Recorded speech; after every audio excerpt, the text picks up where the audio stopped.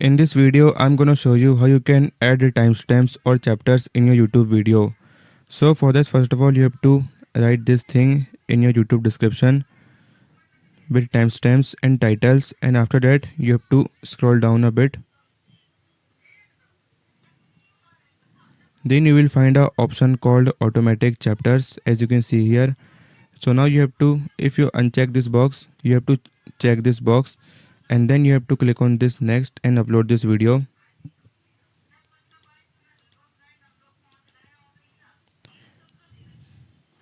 I will first of all upload privately this video.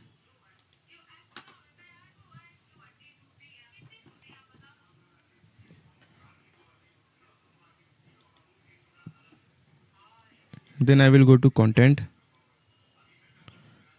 and if you open description of this video has a timestamps or chapters. So this is how you can add timestamps or chapters in your YouTube video. So if you found this video helpful, make sure to like it, and if you're new to the channel, don't forget to subscribe.